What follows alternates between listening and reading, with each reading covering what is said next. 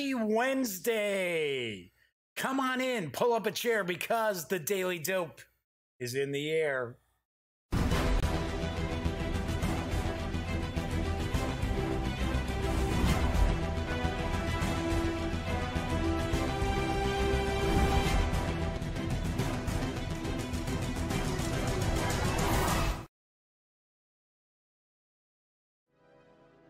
Howdy, howdy, howdy, gang. Yes, I'm Jeff McAleer, back once again as your host here at The Daily Dope, presented by thegaminggang.com. Hello.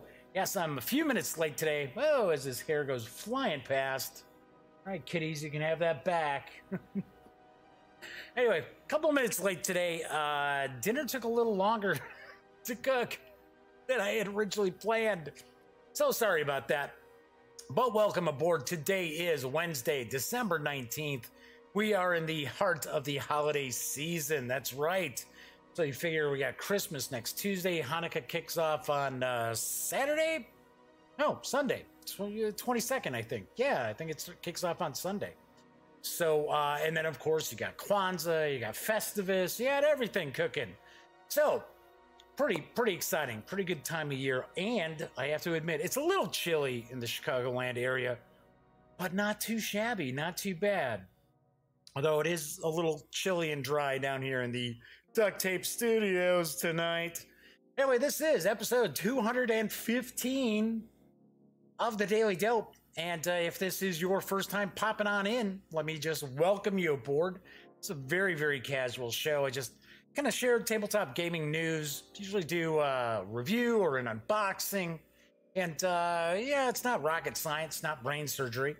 Today's show, I am actually going to be unboxing and taking a first look at Germania, I think it's Germania, I should say, Germania Magna, which is from Phalanx Games. It is released through Ares Games here in North America. This is a card game, but it's for 2 to 4 players, and I want to say that each of the players actually will lead a Germanic tribe, and you're all battling against the Romans. So, but I think you might fight amongst yourselves as well. I am not positive.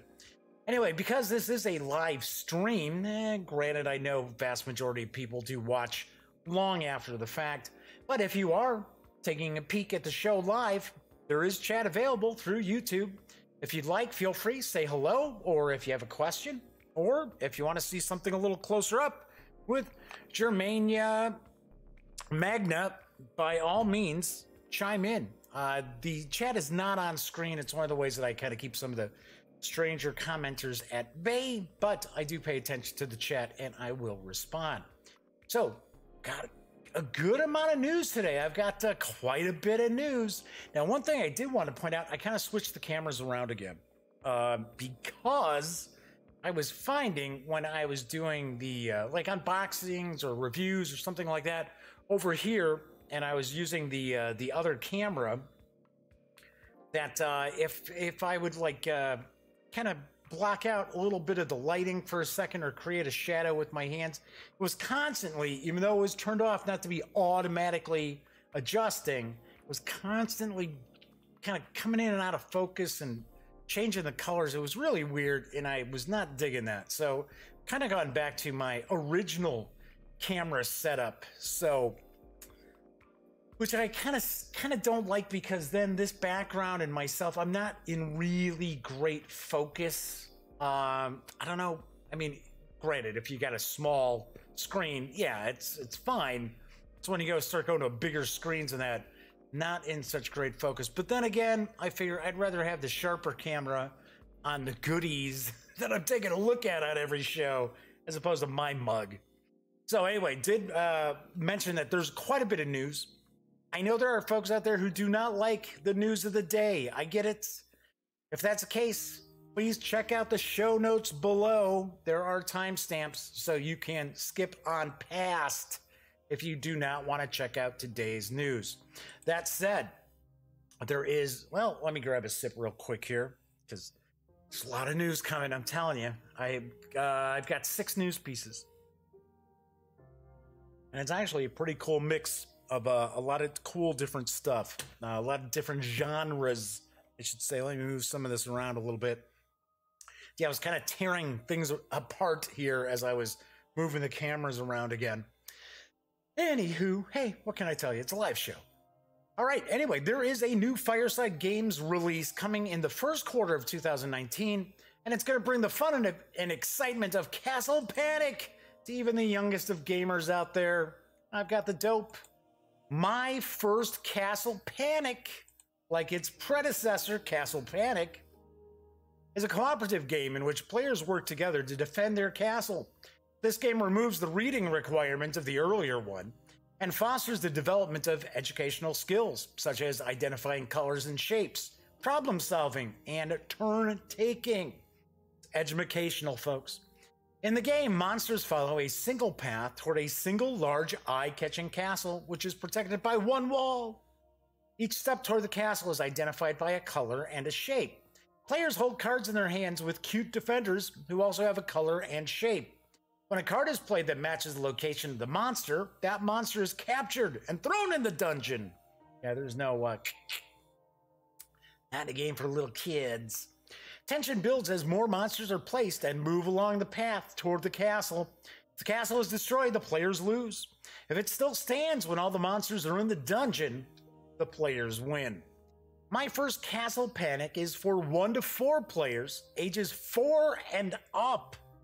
It's going to play in about 20 minutes, and will have a nice family-friendly MSRP of $19.99 when it arrives in March of next year. Sweet! I am glad to see this. Not that, of course, I'm the target audience, okay?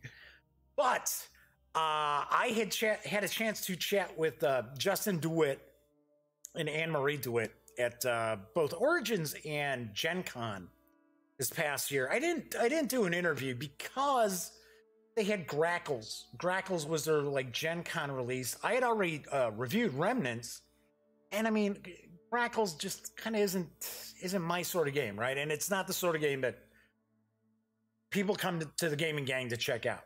You know, I'm not known for like family games and stuff like that, right?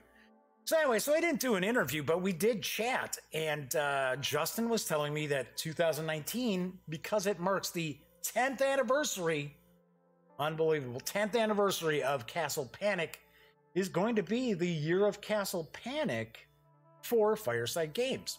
So very cool. Glad to see something for the littler ones to kind of introduce them to gaming. And I believe, I don't know this for sure, but I do believe we are going to see a new release of Castle Panic. It might be like a deluxe edition. It might be something that includes some of the expansions that have come out over the years. So I am looking forward to that. I believe, if I remember correctly from my discussion with, my conversation, I should say, with Justin DeWitt, there's going to be a pretty special edition of Castle Panic that will be arriving sometime this year. I would take a guess we'll probably be looking at like a Gen Con release. Excuse me, as I mentioned, it's really dry down here again. Okay, so we got a little family fun news. How about some miniatures news? Because next month we'll bring the release of the starter set for the Wings of Glory based tripods and triplanes from Ares Games. And I've got the dope. In Wings of Glory, tripods and triplanes, the Knights of the Air of World War I battle against colossal fighting machines sent by the Martians to invade Earth. Take control of an awesome Martian tripod set upon bringing death and destruction on our planet. Or fly one of the most advanced flying machines created by mankind during World War I and try to use them to win the War of the Worlds. Tripods and Triplanes is a new standalone game fully compatible with the World War I Wings of Glory collection. Tripods and Triplanes introduces a new twist to the game, as the historical setting is turned upside down by the crossover with H.G. Wells's imaginative novel, The War of the Worlds. In Tripods and Triplanes, which should be the final year of the war, becomes the year of the invasion. Two different generations of tripods, one more advanced than the other, land on Earth in two waves of invasion. Their alien technology and deadly weapons make them terrifying opponents for the Earthlings. Fortunately, the recent advances in weapon technology during World War I give mankind a fighting chance against these monstrous invaders. The Tripods and Triplanes starter set includes everything you need to start playing in this new setting. A beautiful Locust tripod miniature, fully painted and assembled with its maneuver deck and vehicle reference card. A tripod hunting rocket-armed Newport 16 model with the historical colors of French ace Jean Navarre, rules, counters, damage decks, terrain elements, and more. The Tripods and Triplanes starter set is for 2 players, ages 13 and up. Each mission will play in about 30 minutes, and the game will carry an MSRP of $49.90 when it arrives in January. Gotta say, this has taken quite a while to come out. I am kind of surprised that we had not seen it yet. Now, of course, it is coming out in January. I gotta be honest, I don't recall Ares Games selling this at Gen Con. Now, they were demoing it. They were definitely demoing it, but I don't remember it being available. Because a lot of times, a lot of companies will have some pre-release copies of stuff. Now, I gotta say, I've only taken like a kind of a peripheral look at this game. One thing that throws me off is the scale. I mean, these tripods are supposed to be gigantic, and they're about the same size as the aircraft, so it kind of throws me off a little bit. But I gotta say, the miniatures are actually really cool. They are very, very cool. I could see using the tripods maybe in some 6mm modern, like, wargaming, because then, of course, the scale would be pretty close, pretty cool. All right, so be sure to keep an eye on that. I do not have an exact release date, but I do know it is going to arrive. Tripods and Triplanes will arrive in January. Now, the latest sourcebook for Adventures in Middle-earth is available for pre-order from my friends over at Cubicle 7 Entertainment. And here's the dope on the Breland Region Guide. Welcome to Bree and the Inn of the Prancing Pony.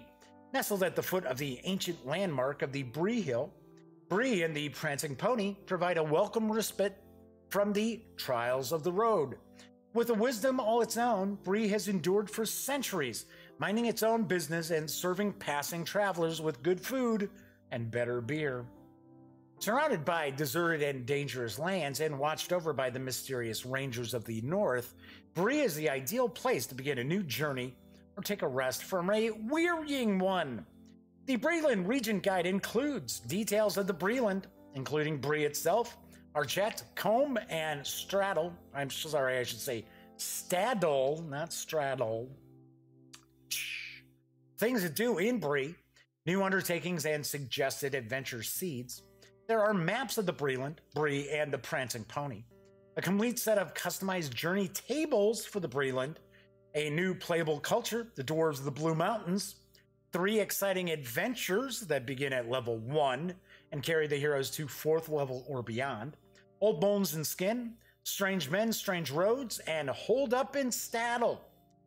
The Breland Region Guide contains the information adventures previously released as Bree for the One Ring role-playing game, fully converted to be compatible with Adventures in Middle-earth and the 5th edition OGL rules. You can pre-order the physical book PDF bundle of the Breland Region Guide right now from Cubicle 7 for $34.99. The PDF will be released later this month, and the physical book will follow in Q1 of 2019. Very nice. I swear, Cubicle 7 really is kind of catching up with their releases for the One Ring with Adventures in Middle-earth. I think there's only one. They're behind one now because the Laughing Dragon, is that I know it's Laughing Dragon, but is it just the Laughing Dragon? It's an adventure book. It's an adventure supplement around Lake Town, if I remember correctly, and that just recently came out. I think it's only in PDF. I don't believe the physical book is out just yet. And before that, I think it was the Bree source book that had been released. So pretty cool. A lot of people really, really dig Adventures in Middle-earth, and it's pretty sweet. It's very nicely done. I mean, Cubicle 7 does a great job with the One Ring and really giving you that Tolkien feel to your role playing, and it carries right on over into Adventures in Middle Earth. All right, there is a new supplement for Modiphius Entertainment's Conan Adventures in an Age Undreamed Of.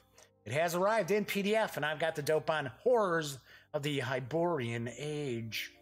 Those eyes grew and became gigantic, and in them, the Cimmerian, although I have heard it pronounced Cimmerian, but I'm pretty sure it's Cimmerian, glimpsed the reality of all the abysmal and blasphemous horrors that lurk in the outer darkness of formless voids and nighted gulfs. Gulp. Horrors of the Hyborian Age is the definitive guide to the monstrous creatures inhabiting the dark tombs, ruined cities, forgotten grottos, dense jungles, and sinister forests of Conan's world. I always say Conan. I know a lot of people say Conan. This collection of beasts, monsters, undead, weird races, and mutants are ready to pit their savagery against the swords and bravery of the heroes of the Hyborian Age. Drawn from the pages of Robert E. Howard's Conan Tales, this roster also includes creatures and alien horrors from H.P. Lovecraft's Cthulhu mythos, to which Howard inextricably bound his Hyborian Age. Other entries are original, chosen carefully to reflect the tone and dangers of Conan's world. A variety of natural creatures, such as wild animals, dinosaurs, and living plant horrors. There are elementals, golems, sapient magic circles. Sapient magic circles? Doesn't necessarily sound right. Does that sound right? Sapient? You know, and other beings created with deep sorcery. Classic monsters presented with a Howardian flair, such as the Siren, Vampire, Lamia, and Mummy. Lovecraftian menaces, such as Old Ones, Colors from the Outer Dark, Dimensional Shamblers, Shoggoths, and the abominable Cho-Cho. The monstrous offspring of the serpent god Set, giant serpents, the children of Yig, the serpent folk.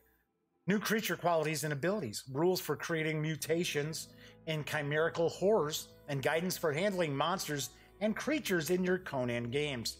There are new beast and beast master archetypes and backgrounds, and expanded rules for the animal handling skill. There is new stunning art produced by renowned Conan artists.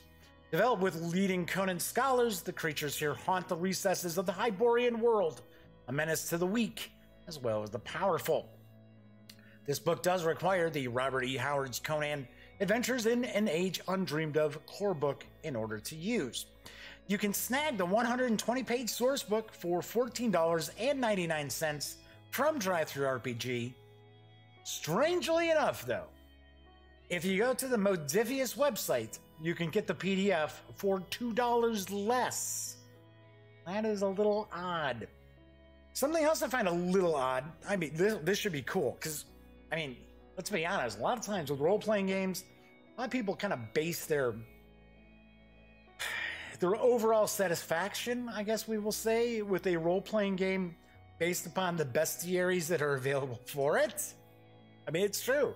If you got a role-playing game, like a fantasy role-playing game especially, and you don't have a cool monster manual, no trademark infringement there, right? No copyright infringement. If you don't have a really cool monster book or creature book, whatever you want to consider it, you're not going to sell too many of those too many copies of that game. That's just the way it works. It is how it works. So I'm kind of curious if there are any creatures based on Clark Ashton Smith's stories, because Clark Ashton Smith was part of that whole circle. There were actually, it was basically really a trio: Howard, Lovecraft, and Smith. In fact, after Howard committed suicide and Lovecraft died from cancer, Smith gave up writing short stories. Completely done. Didn't write short stories anymore. I think he still wrote poetry, but gave up his short story writing. But he had some pretty interesting pretty interesting horror stories and even kind of adventure tales too.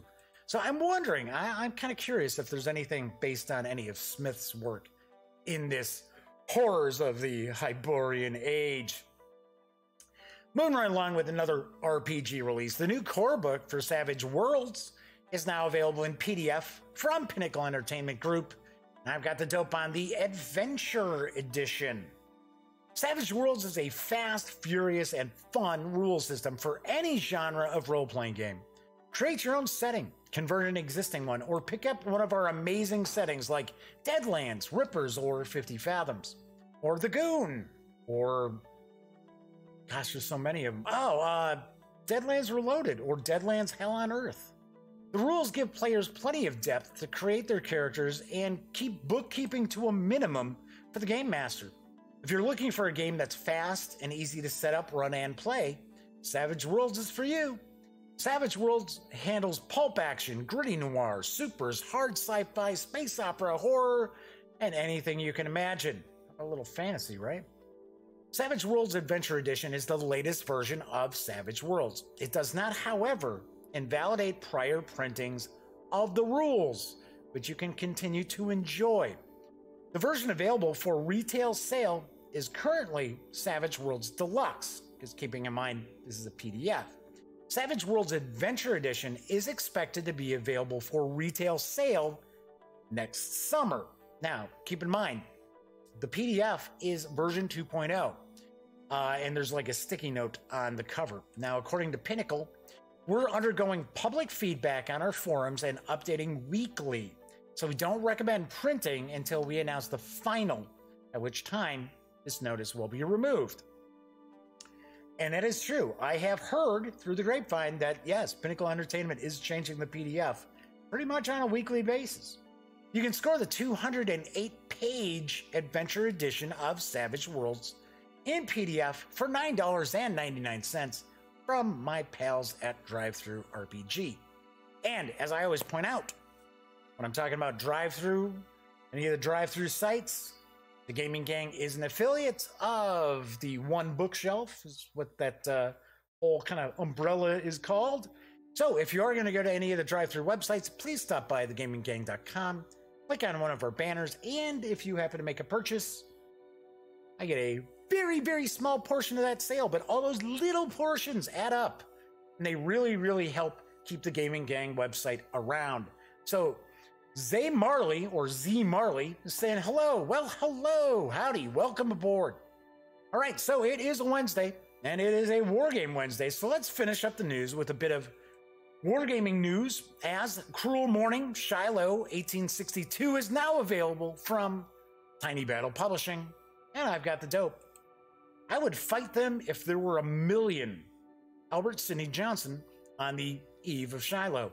Take your damn regiment back to Ohio. There are no Confederates closer than Corinth. William Tecumseh Sherman to Jesse Appler of the 53rd Ohio, April 5th. On April 5th, 1862, the Confederacy appeared to be finished. Forts Henry and Donelson had fallen, and a Confederate division had been routed at Mill Springs. The rebels had lost Columbus, Clarksville, and Nashville. New Orleans and Memphis were under direct threat. Out west, the invasion of New Mexico had failed, and the Union had triumphed at Pea Ridge. Forts and ports along the seaboard were being captured or raided. In Virginia, George McClellan had at last started his great drive to capture Richmond. On the banks of the Tennessee River, a complacent Union army rested and waited for reinforcements before beginning what some thought would be the final drive to end the rebellion. On the morning of April 6th, the Confederates attacked that complacent army near Shiloh Church. For 2 days, the biggest battle yet waged by Americans was fought, a battle as large and savage as anything fought by Napoleon. In the end, the Union triumphed, but at a heavy cost. Ulysses S. Grant was for a time sidelined, and Union generals became cautious for months after. Most of all, Shiloh changed the Civil War. Combined with Robert E. Lee's successful defense of Richmond, Shiloh killed the vain dream of a quick war with conservative ends. The American Civil War became a long contest of wills, ending in the destruction, slavery, and economic ruin for the American South. Shiloh, the country's first truly bloody battle, continues to fascinate and enthrall historians and gamers. Cruel Morning Shiloh 1862 is a brigade grand tactical system that combines old-school hex and counter maneuvers with rules for command and control, leader personalities, and a combat result table that favors quality and firepower over raw mass. Shiloh features rules for the 47th Tennessee, Lew Wallace's variable arrival, and Union gunboats, among other things. The game comes with 6 scenarios, including a better Confederate attack plan. The battle started on April 5th and the second day of battle. In addition, rules are included to modify each scenario with a variable arrival for Don Carlos Buell's Army of the Ohio and part of the Fort Donelson garrison escaping and taking part in the battle. Cruel Morning Shiloh 1862 is for 2 players, ages 13 and up, plays in about 2 hours or more, depending on the scenario, and can be had at a discounted price right now at the Tiny Battle Publishing website for $22. It's normally $25, or you can download the print and play version at Wargame Vault for an even $10. Sweet. I, back in my teens, I want to say it was like 16 or 17, did go and tour a bunch of these Civil War battlefields throughout the South. And my dad and I went on, it was our summer vacation, and I went to Shiloh. Very interesting. A lot of people probably, I mean, if you're into the American Civil War, you already know that Shiloh actually means place of peace in Hebrew, I think it is. I think it's Hebrew. So interesting battle. Shiloh is one of the American Civil War battles that, as a gamer, it's not as if you're trying to put it together like historically, because of course we're talking about this Tiny Battle Publishing game has some variants in it as well, different scenarios, but historically it's pretty even. You can't say that for a lot of Civil War battles. Fredericksburg, right? I mean, how do you play Fredericksburg? You can't. It's tough. The Union's never going to have a chance unless they have an opportunity to somehow get positions on Marye's Heights, which isn't going to happen. So, pretty cool. And you know what? I got to say, Tiny Battle Publishing, pretty sweet stuff. Pretty good games for a pretty small investment. All right, so that is it for today's news. Like I said, I had quite a bit of news to cover today. So before I crack open Germania Magna, I just want to mention what's on the Daily Dope throughout the rest of this week, as well as into next week. So tomorrow on Thursdays, I always like to do RPGs. I like to take a look at RPGs. I am going to crack open and take my first look at Coriolis from Free League Publishing, and this is actually produced by Modiphius Entertainment. This has actually been out for a bit. I want to say that the core game has been out for a couple of years, but Free League Publishing must like the videos that I'm doing, because they've sent me some stuff.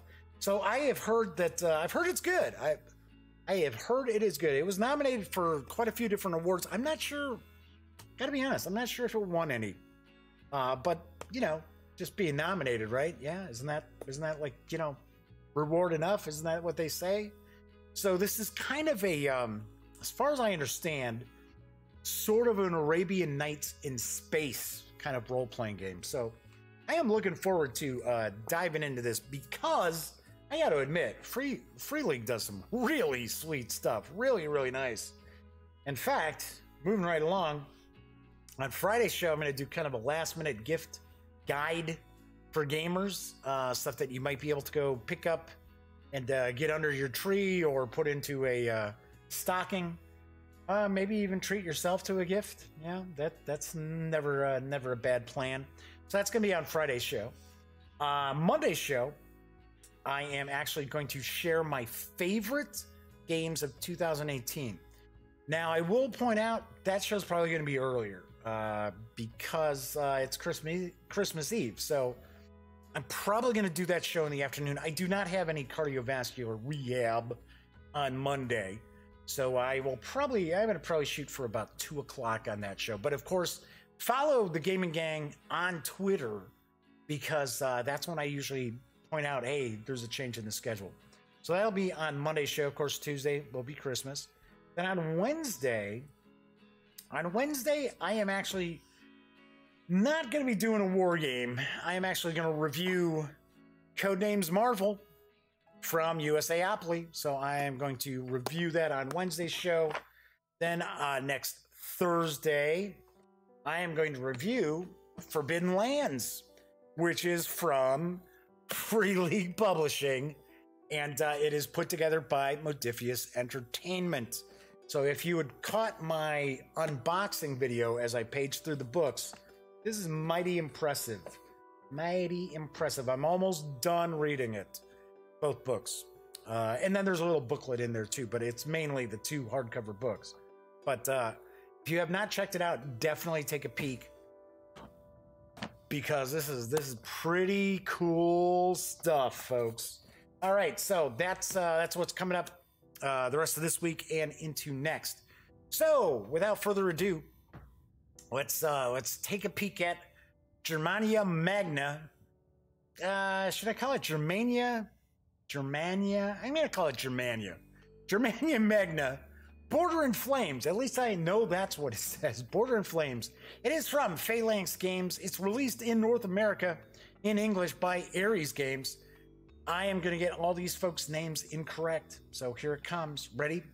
It's designed by Daniel Budox, Peter Kriztek, Lucas Rona, with artwork provided by Paweł Kaczmarczyk and Judah Sansna. Telling you, I have gotten every single one of those people's names wrong, and I do apologize for that. Game is for 2 to 4 players, ages 13 and up. Plays in about 30 to 60 minutes. The game is available right now. It does carry an MSRP of $25. I have actually seen it online for as low as $18. So yes, and don't jump all over me for mentioning an online retailer, because I didn't mention an online retailer per se. I'm just mentioning you can get it online if saving a few bucks is that important to you. All right, so let's move on over to the other camera. So I have slit this open here. Definitely dig the artwork. Very, very cool. I'm going to put the old reading specs on here real quick. Take a peek at the back here.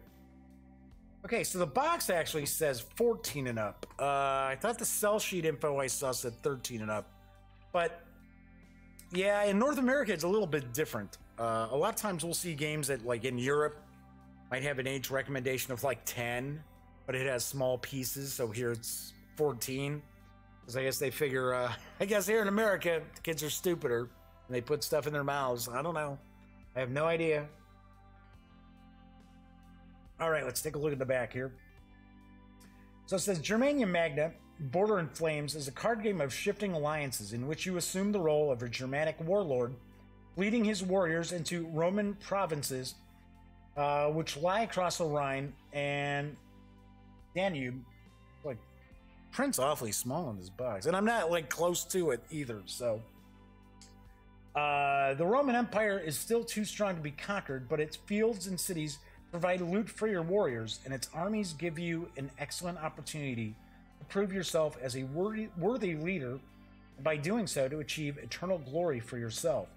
The enemy is very powerful, so to win you need to forge alliances, however fragile, with other warlords who will switch sides each time the tide of war changes. All right, so let's pop this on open. So it looks like we've got a couple of decks of cards. We have a couple of 6-sided dice. Got some other cards here, so the glory board. Looks like these are different settlements. I'm going to take a guess. Each of the players are going to have a glory board. So I guess we got 4 of them. Yep. Got 4 of those. Just like so. I'm going to take a guess. We probably have a counter sheet, a punch board below here. So we got blue, gold, red, and green. These are the glory boards. So these look like settlements. Now, I'm not sure if these settlements are just Roman settlements or just areas. Well, here's the Alps. So, I guess these are just areas. Settlements and areas. Oh. Germania Prima. So I'm going to take a guess that if you battle in here, it says victory. Each player participating in this clash draws a tribal card. Defeat, each participating player discards a tribal card. Definitely dig the artwork. Very cool artwork. Really like that. Sorry, looks like I was getting a little bit of glare. Hey, at least now that I switched the cameras back around, I can actually see the image over here. I don't have to keep turning back to look to see. Okay, well, am I in the shot? Do I have this like lined up right? Is it am I like all the way off? Like, hey, so I'm talking. So that's a bonus. I'm gonna have to move around the tripod in the way I've got things set up because I'm actually kind of far away from this. So looks like these are locales. Oh, so right here, province cards. They say right here, province cards. Kind of odd bit of, let's see. It's not necessarily chipping along the edge of these cards, but it doesn't seem to be flush. Almost like these cards were cut a little odd. Not horrible. I mean, not a huge issue. I mean, we are talking about a $25 game. We're not talking about something that's extremely pricey. All right, got a little bit of artwork in the bottom of the box. Of course, perfect area to be rolling your bones. So here's our little, well, we got two punch boards of counters. Looks like we've got money here. And then it looks like we've got the glory counters. So I'm sure we've got one for the tens and one for the single digits. Looks like we've got 1, 2, and 5 as far as the coins. No, wait, we got some tens. Some tens along the end here. So, cool. So we got that. We got a rule book. Actually, there's a bit more of this rule book than I was expecting. There are actually... Okay, so that's advertisements. Okay, there are 43 pages to the rules. Well, these are obviously... Okay, so that's historical. This is deck construction, optional rules. All right, so let's see what we got here. So we're seeing a breakdown of the province card. It's showing Roman cards, chieftain cards, tribal cards. Here's our glory boards again. So those were loot counters. Now we start getting into the rules, talking about victory. The winner is the player who has the most glory points at the end of the round in which there are 6 or more province cards in the province discard pile. Okay, so talking about setup. Got an example of the setup for 4 players here. That's cool. Get into gameplay. Hey, well, at least we gotta say that looks like these rules are pretty in-depth. Talking about the clash phase. Things to consider when resolving the clash. And we're not talking about the band. After a victorious clash. After a lost clash. End of the round. Then we got a glossary. Then we got an example of game turn. So really, it looks as if the actual rules of the game are only about 14 pages. Then we get the glossary here, and we're going to get an example of a game turn. It looks like we've got, it looks like we got plenty of illustrations for this turn example here. That's cool. Julia, Octavia, Alexander, and Marcus. Yeah, it's basically going through the entire round of the players here.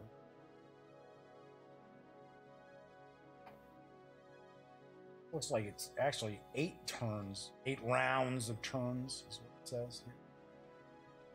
Then we get Clash Phase, talking about second Clash.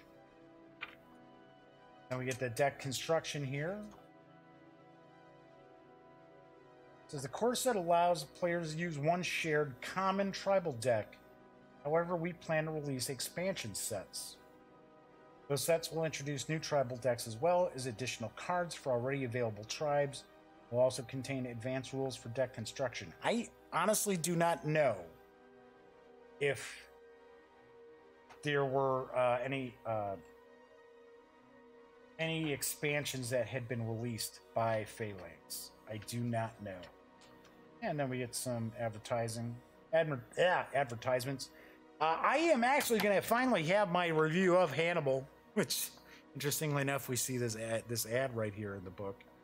I am going to have my review of Hannibal early next year because we finally have been able to play it enough. Well, no, I need one more play, honestly, before I feel comfortable giving it a review. But I can see why people have loved Hannibal and Hamilcar for as long as they have. All right, so then we've got these decks of cards. Okay, so it looks as if there's a band in here for you to...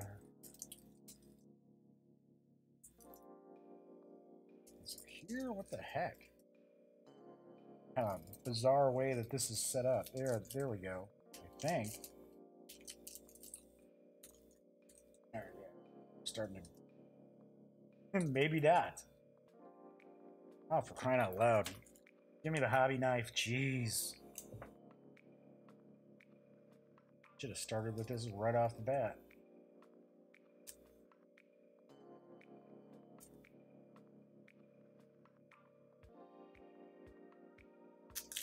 All right, there we go.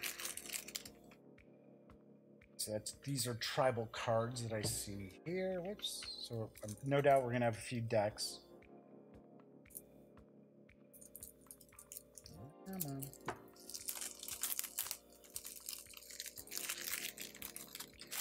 All right, so shall I take a guess? We've got 4 copies of these. Yep. Yeah, it's kind of cool. They're actually even kind of color coordinated here. So showing up setup, talking about in the round, in the game end.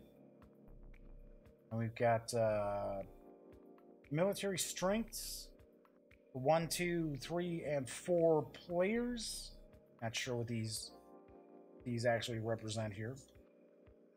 Maybe how difficult some of the Roman provinces would be. Maybe you make some sort of adjustment. I don't know. So we've got 4 of those. So we've got chieftain cards. Chieftain cards there. We've got Roman cards. Tribal cards. So these are all tribal there. Then we already saw we had tribal cards here. Are these all going to be tribal cards? Looks like it. All right, so these are all tribal cards. And of course, we're not going to look through every single card. But, and of course, as with any card game, if you're going to be playing it quite a bit, you want to make sure that you get your hands on some card sleeves. So we've got 1, 2, 3, 4, 5, 6, 7, 8. So we've got 8 different chieftains. So I'm wondering if each of the players will get like a chieftain, like randomly, draw a random chieftain here. Well, because we have number values here, so I don't know what those might be. So it's kind of good. Yeah, pretty decent artwork. Nothing to, knock your socks off, but it doesn't have to be like Magic the Gathering artwork. So there are the chieftains. Now we got the Roman cards. These bribery.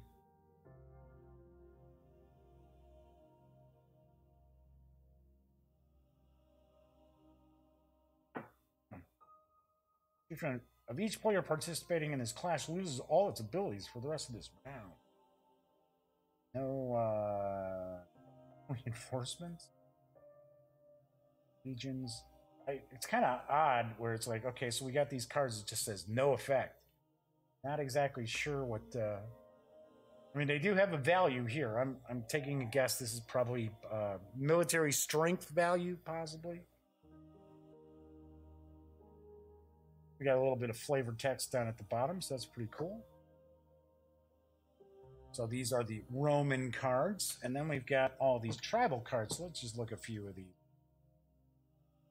Warriors, horsemen, saying it's a tribal unit. Chieftain looks like chieftains, bodyguards. Hey, one language, I butcher English as if it's a second language. You think I'm actually going to get Latin correct? Come on. Give me a break. So, ambush, Roman counterattack, heavy rains. We got like different kinds. So we got tribal unit cards. Then looks like we've got attachment cards. And then we've got strategy cards. Like a Roman counterattack. Tactic cards. Wow, this is pretty cool. Okay. More strategy cards. Punitive expedition. Ah, sweet. You know, we only got a few more of these. Let's take a look, see if we got any other. We got tribal units again. Looks like these are all tribal units. War bands. We got warriors. Yeah, cool. Sweet. So we've got all the tribal cards. We've got the Roman cards. We've got the chieftain cards. So let's split this deck. It'll fit into the box. So we've got the rules, we got the counters, we've got the glory boards, we've got the provinces, and we've got the, it's really 3 decks of cards. And then we've got the little reference cards there as well. And that is what we find when we take everything from Germania Magna outside the box. This looks kind of interesting. I gotta be honest, this got buried under some stuff. I got this back at Gen Con to review, and it got buried in some stuff. I completely zoned out that I still had it. In fact, I thought I had lost it. I was like, oh, that stinks. So pretty cool. So I will have a review of Germania Magna in the very near future. As I pointed out, the game is available now. It does carry an MSRP of $25. It's for 2 to 4 players, ages 14 and up, according to the box. Plays in about 30 to 60 minutes, probably depending on how many players you've got. All right, so that is it for today's show. So I always like to mention, when you're not watching videos on the Gaming Gang channel, be sure to visit thegaminggang.com for all the latest in gaming news, reviews, comics, movies, TV. By now you know the drill. Get your geek on at thegaminggang.com. Once again, I'm Jeff McAleer. I'll be back tomorrow as I take a first look at Coriolis from Free League Publishing and Modiphius Entertainment. So until then, enjoy the rest of your Wednesday nights. And as always, thank you very much for watching.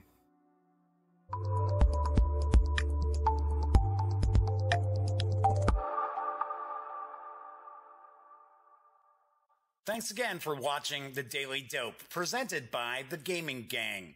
If you like this episode, be sure to give it a quick thumbs up. And if you dig the channel, please subscribe. If you'd like to check out our previous episode, click right here. And if you want to check out a somewhat randomly selected episode, give a click right down here. It'll be like opening a box of Cracker Jacks. You just don't know what you'll get. Once again, thanks for watching, and I'm Jeff McAleer.